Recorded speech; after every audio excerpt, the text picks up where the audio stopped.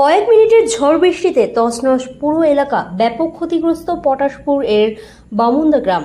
পূর্ব মেদিনীপুর জেলার পটাশপুর 2 নম্বর ব্লকের বামুন্দা গ্রামে হঠাৎ কয়েক মিনিটের ঝড়ে একেবারে লণ্ডভণ্ড পরিস্থিতি। ব্যাপক ক্ষয়ক্ষতির সম্মুখীন পুরো গ্রাম।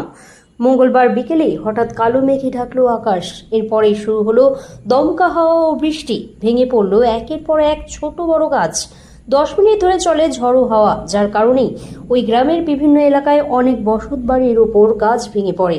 বহু মানুষের ঘরবাড়ির ক্ষতিগ্রস্ত হয়েছে। ক্ষতিগ্রস্ত হয় রাস্তাঘাট ও বিদ্যুতের খুঁটি। যদিও প্রাণহানির কোনো প্রকার ঘটনা না ঘটলেও হঠাৎ এই ঝড়ের কারণে আতঙ্ক রয়েছেন গ্রামের মানুষ। রাস্তার ওপর বড় বড় গাছ পড়ে থাকায় যাতায়াতেরও সমস্যা দেখা দিয়েছে।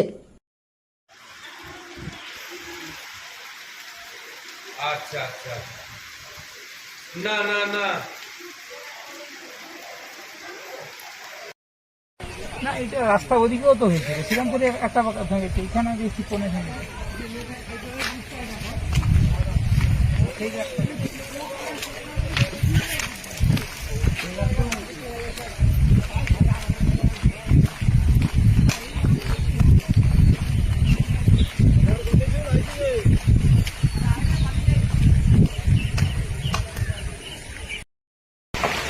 গ্রাম ভিতরে প্রচুর ক্ষতি, প্রচুর লোকের ঘর দ্বার ভাঙা, আর সেখানে ঘরে ঘরে করছে।